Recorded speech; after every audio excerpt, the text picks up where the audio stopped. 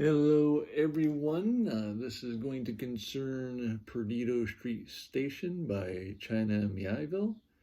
If you saw the title that I put on this, you notice that in capitalized letters, undulate. If you know anything about running around booktube for a minute, then you might know that one Murphy Napier happened across this word one too many times and decided to have a problem with it in good fun, I suppose.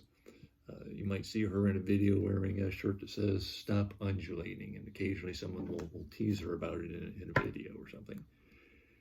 What you might not know is that she does have someone who has taken on the role of a bit of an assistant. Her name is Lynn, and on her Discord, if you run across the use of undulate, you can hand it over to her with the page number and a quote, and she'll catalog it.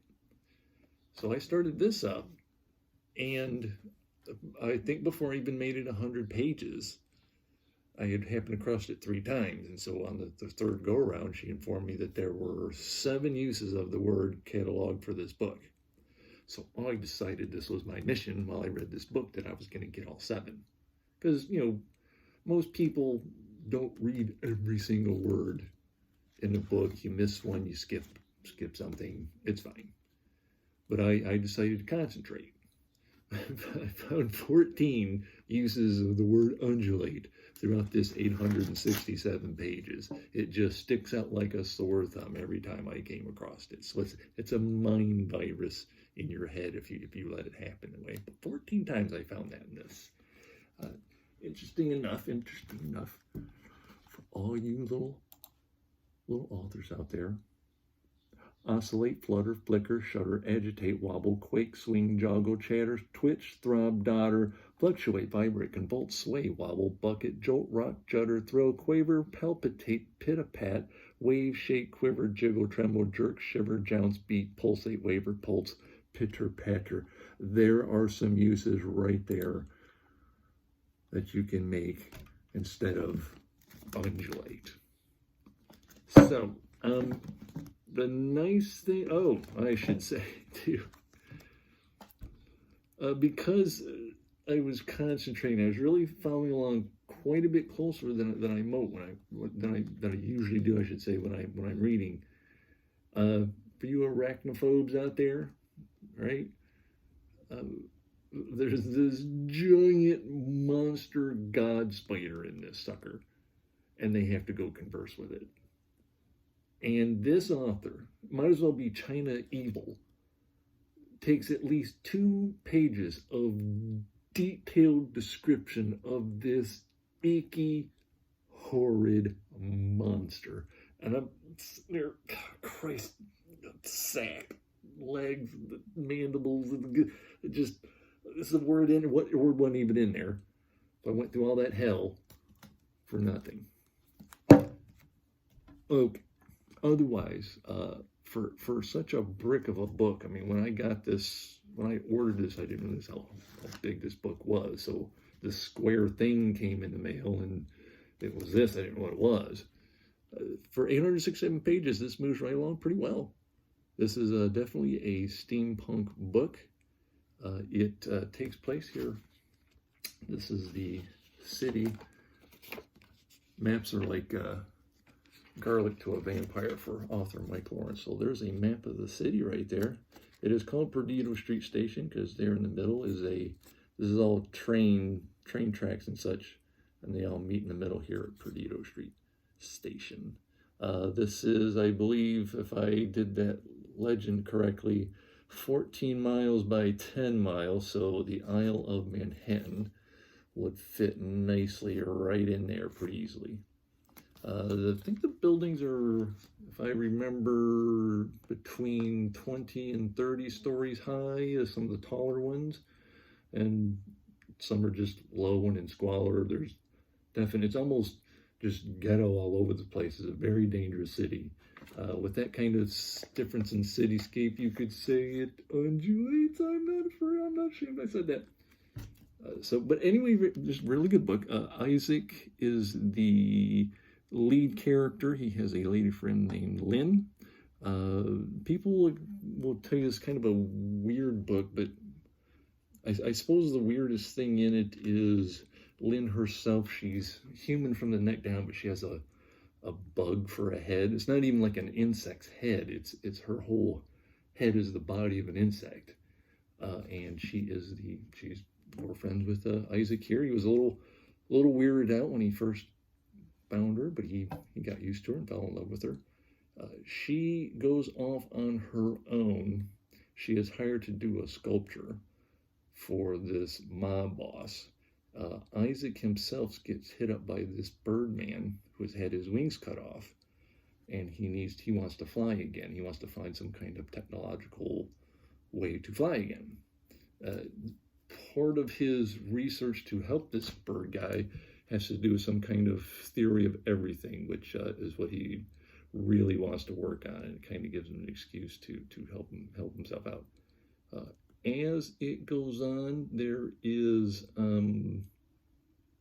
I guess you could say, there's a couple Star Wars references that kind of stick out. The crime boss in this, it's like Jabba the Hutt, but he's like a patchwork creature, this horrible looking, many-eyed, many limbs, just a patchwork, horrid giant thing in charge of the underworld.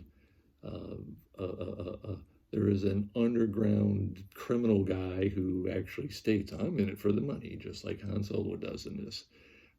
Throughout there is magic in this. Steampunk generally has some magic in it, but there's not like a magic system at work here. This is just about these characters trying to get through. The description on the back tells you there is this thing that gets loose, and that then becomes the centerpiece. It does take a while to get to that point, but like I said, the book just kind of moves right along. There's no real slog in the book, but once this thing gets loose, it's terrifying.